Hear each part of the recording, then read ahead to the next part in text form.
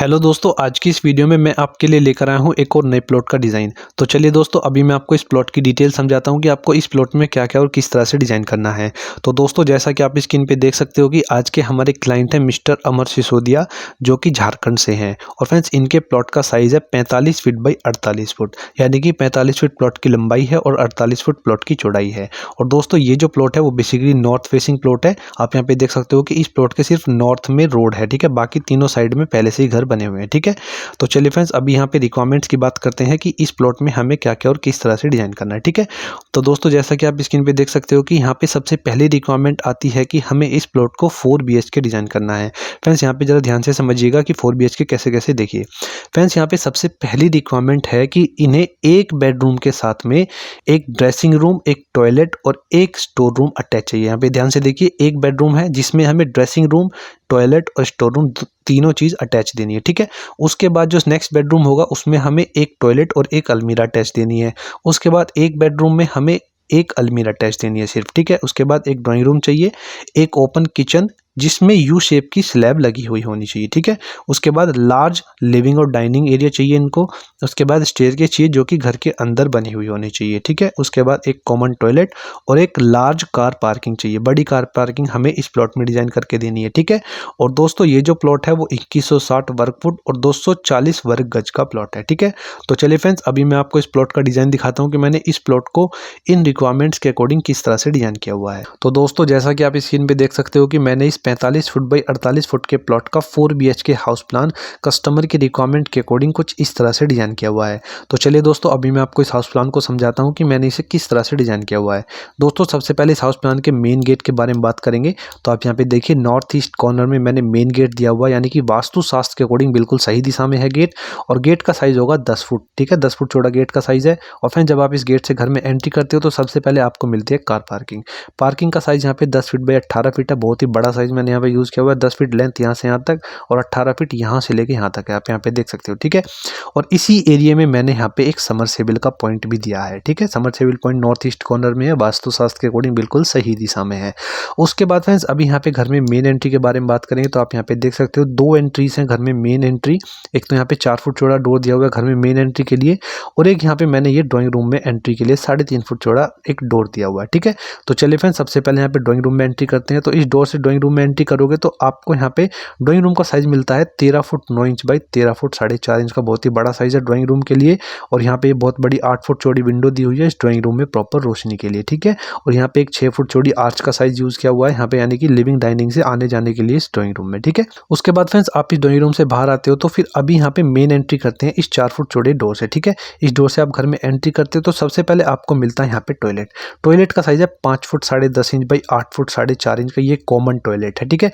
यहाँ पे लग्जरी हमने वॉश बेसिन दी हुई है, ये कमोड है, ठीक है? और यहाँ पे शावर है और ये यहाँ पे वेंटिलेशन दिया हुआ है, ठीक है? सभी वास्तुशास्त्र के अकॉर्डिंग मैंने यहाँ पे सेट किए हुए हैं, ठीक है फ्रेंड्स? उसके बाद फ्रेंड्स, अभी यहाँ पे आप टॉयलेट से बाहर आते हो तो आप यहाँ पे आ जाते हो लिविंग एरिया में, ठीक है? लिविंग एरिया का साइज मैंने बहुत ही बड़ा साइज यूज किया हुआ है। 20 फुट बाई 20 फुट का लिविंग डाइनिंग का साइज है, ठीक है? जैसा कस्टमर ने हमें बोला था।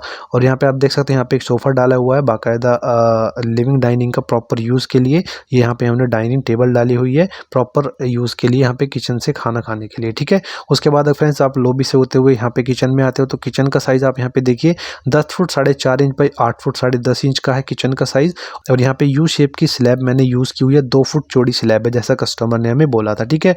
और यहाँ पे मैंने विंडो दी हुई है इस किचन में प्रॉपर वेंटिलेशन के लिए। ये सिंक है, ये गैस है और ये आपके इलेक्ट्रॉनिक्स आइटम आएंगे इस साइड में, और ये यहाँ पे रेफ्रिजरेटर आएगा, ठीक है? फ्रेंड्स, मैं आपको फिर से बताना चाहूँगा कि किचन हमेशा इस ऐसी जगह पे देनी चाहिए जहाँ पे वो यूज़ में आ सके प्रॉपर। यूज़ में कैसे, मतलब कि सपोज़ कीजिए अभी यहाँ पे लेडीज़ किचन में खाना बनाएगी, ठीक है? तो वो ये यहाँ से आसानी से इस विंडो से ये ध्यान रख सकती है, ये देख सकती है कि कौन आपके घर में जा रहा है या फिर कौन आपके घर से बाहर आ रहा है, ठीक है? तो कोशिश कीजिएगा कि हमेशा आपकी किचन इसी एरिया में आए जहाँ पे वो आपके घर में आने वाले लोगों को देख सके, जो भी लेडीज इस किचन में खाना बनाएगी, ठीक है? उसके बाद फ्रेंड्स, आप इस लॉबी से आगे बढ़ते हो तो लॉबी से आप यहाँ पे स्टेयरकेस की साइड में आते हो, ठीक है? यहाँ पे आप देख सकते हो स्टेयरकेस मैंने दी हुई है, अप डायरेक्शन की स्टेयरकेस है। यहाँ पे क्लॉकवाइज डायरेक्शन में मैंने स्टेयरकेस दी हुई है, यानी कि वास्तुशास्त्र के अकॉर्डिंग बिल्कुल सही है। स्टेयरकेस का साइज आप यहाँ पे देखिए 3.5 फुट चौड़ी स्टेयरकेस का साइज यूज करेंगे।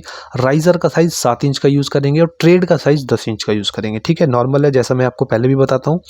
और अगर स्टेयरकेस के टोटल एरिया की बात करेंगे, ये एरिया कितना है तो यहाँ पे देखिए 8 फुट 8 इंच, यहाँ से लेके यहाँ तक का 8 फुट 8 इंच है, 14 फीट 6 इंच यहाँ से लेके यहाँ तक 14 फीट 6 इंच है। ठीक है, उसके बाद फ्रेंड्स आगे बढ़ते हैं तो यहाँ से स्टेयरकेस से बाहर होते हुए आप यहाँ पे इस बेडरूम में जाते हो। इस बेडरूम का साइज हमें मिलता है 14 फुट 4 इंच बाई 12 फुट का, बहुत ही बड़ा साइज है जैसा कस्टमर ने हमें बोला था। सभी चीज़ें फ्रेंड्स कस्टमर के अकॉर्डिंग यूज़ करते हैं हम। ठीक है, उसके बाद फ्रेंड्स आप अगर यहाँ पे बात करें इस बेडरूम के प्रॉपर वेंटिलेशन की, तो आप यहाँ पे देख सकते हो स्टेयरकेस साइड में मैंने यहाँ पे एक विंडो यूज़ की हुई है। ठीक है, और ये यहाँ पे एक अटैच बाथ टॉयलेट दिया हुआ है। इसमें यहाँ पे हमने कस्टमर ने जैसा बोला था, टॉयलेट का साइज है 8 फुट 8 इंच बाई 4 फीट का, बहुत ही बड़ा साइज है टॉयलेट के लिए। ये कमोड है, ये आपका वॉश बेसिन है, ये आपका शावर है, और ये यहाँ पे वेंटिलेशन है इस टॉयलेट में प्रॉपर रोशनी के लिए। ठीक है, उसके बाद फ्रेंड्स आप इस टॉयलेट से बाहर आते हो, बेडरूम में आते हो, तो यहाँ पे देखिए ये 2 फुट चौड़ी कबर्ड हमने यहाँ पे दी हुई है, अलमारी प्रॉपर बहुत बड़ी अलमारी दी गई है कस्टमर की रिक्वायरमेंट के अकॉर्डिंग। ठीक है, उसके बाद फ्रेंड्स आप इस बेडरूम से बाहर आते हो तो आप नेक्स्ट बेडरूम में जाते हो। यहाँ पे जरा ध्यान से समझिएगा, इस बेडरूम में आप यहाँ पे जाते हो तो इस बेडरूम का साइज आपको मिलता है 12 foot 4.5 inch by 14 foot 1.5 inch का, बहुत ही अच्छा साइज है बेडरूम के लिए। और यहाँ पे आपके LCD पैनल लगाया हुआ है, ये यहाँ पे विंडो दिया हुआ है हमने कि इस बेडरूम में प्रॉपर रोशनी के लिए, क्योंकि यहाँ पे एक OTS दिया हुआ है। इस OTS का साइज है 6 फुट बाई 5 फुट 1.5 इंच का, और ये यहाँ पे इसको हम एज अ वॉशिंग एरिया भी यूज़ करेंगे। ठीक है, उसके बाद फ्रेंड्स आप इस बेडरूम से आगे बढ़ते हो तो बेडरूम में जैसा कस्टमर ने बोला था उसको एक स्टोर रूम, एक ड्रेसिंग रूम और एक टॉयलेट अटैच चाहिए, तो हमने तीनों चीज़ें अटैच दी हुई हैं। चलिए अभी इनके साइज़ के बारे में बात करते हैं। देखिए फ्रेंड्स, यहाँ पे सबसे पहले ड्रेस आती है। ड्रेस का साइज़ है 8 foot 3 inch by 5 foot 7.5 inch का। यहाँ पे एक अटैच अलमारी भी दी हुई है इस ड्रेस में। ठीक है, यहाँ से आप आगे बढ़ते हो ड्रेस से तो टॉयलेट में आते हो। टॉयलेट का साइज़ है 8 फुट 3 इंच बाई 6 फुट का। ये यहाँ पे हमने वॉश बेसिन है, ये आपका कमोड लगाया हुआ है, ये शॉवर है। ठीक है, अभी यहाँ पे हमने वेंटिलेशन दिया हुआ है इस टॉयलेट में प्रॉपर रोशनी के लिए। क्यों? क्योंकि यहाँ पे बराबर में हमने एक OTS दिया हुआ है, open to sky full form होती है OTS की। 8 फुट 9 इंच बाई 4 फुट का OTS का साइज़ है, बहुत ही बड़ा साइज़ है। उसके बाद फ्रेंड्स आप इस टॉयलेट से होते हुए ड्रेस से होते हुए बाहर आते हो तो यहाँ पे आप स्टोर रूम में जाते हो। स्टोर का साइज़ होगा 8 foot 9 inch by 7 foot 3 inch का, बहुत ही बड़ा साइज़ है स्टोर के लिए। और 2 फुट चौड़ी यहाँ पे हमने एक स्लैब डाली हुई है स्टोर रूम में। ठीक है, ये वेंटिलेशन दिया हुआ है स्टोर रूम में प्रॉपर रोशनी के लिए। और यहाँ पे हमने डोर दिया हुआ है इस वेंटिलेशन में, यानी कि इस OTS में जाने के लिए इस स्टोर रूम से। ठीक है, आप इस बेडरूम से स्टोर रूम में आओगे, स्टोर रूम से आप इस OTS में जा सकते हो। ठीक है, उसके बाद फ्रेंड्स नेक्स्ट बात करते हैं एक लास्ट बेडरूम के बारे में। आप यहाँ पे नीचे आओगे तो यहाँ पे OTS के बराबर में हमने एक और बेडरूम दिया हुआ है, नॉर्मल छोटा बेडरूम है। इस बेडरूम का साइज़ है 12 फुट बाई 13 फुट 4.5 इंच का, बहुत ही अच्छा साइज़ दिया हुआ है। यहाँ पे विंडो लगाई हुई है इस बेडरूम में प्रॉपर रोशनी के लिए। ठीक है, और ये एक अटैच अलमारी हो गई इस बेडरूम के लिए। ठीक है, तो फ्रेंड्स अभी ये तो बात हुई हाउस प्लानिंग की। ठीक है, अभी बात करेंगे इस हाउस प्लान के सभी डोर एंड विंडो के साइजेस के बारे में। ठीक है, तो देखिए फ्रेंड्स, यहाँ पे मैंने एक चार्ट बनाया हुआ है, इस चार्ट को जरा समझिए। डोर विंडो का ये चार्ट है। इस हाउस प्लान में जहाँ जहाँ आपको D मिलेगा वहाँ पे आपको डोर का साइज यूज करना है 4 फीट बाई 8.5 फुट। सबसे पहले D बता दूं, D कहाँ पे है? D है आपका यहाँ पे मेन एंट्री के लिए। ठीक है, D1 बेसिकली बेडरूम्स के लिए होगा 3.5 बाई 8.5 फुट का। D2 3 फुट बाई 8.5 फुट का डोर का साइज होगा। D3 2 feet 9 inches by 7 foot का डोर का साइज होगा।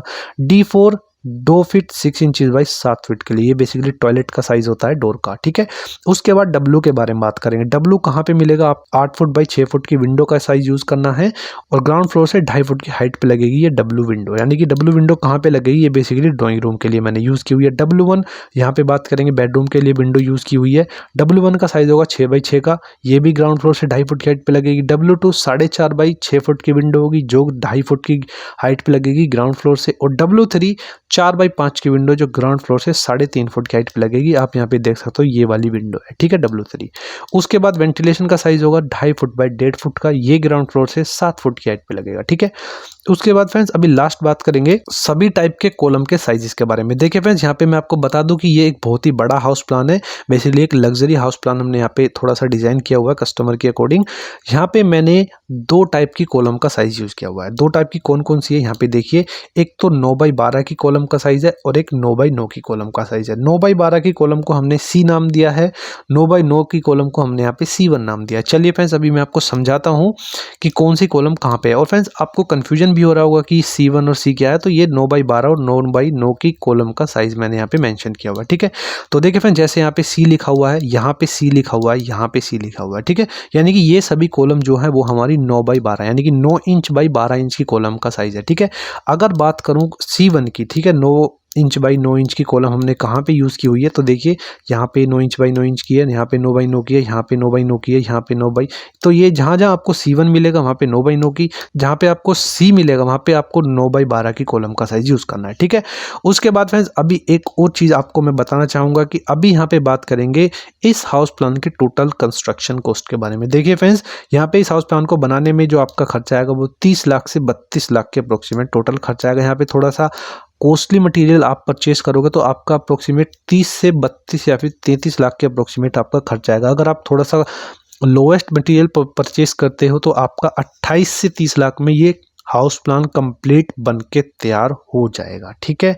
तो फ्रेंड्स आई होप कि अभी आप लोग अच्छे से समझ गए होंगे कि आपको ये 45 फीट बाई 48 फीट का हाउस प्लान 240 गज का घर का नक्शा आप किस तरह से डिजाइन कर सकते हो, ठीक है। तो चलिए फ्रेंड्स, आज की इस वीडियो में बस इतना ही, मिलते हैं नेक्स्ट वीडियो में। Thank you, bye bye.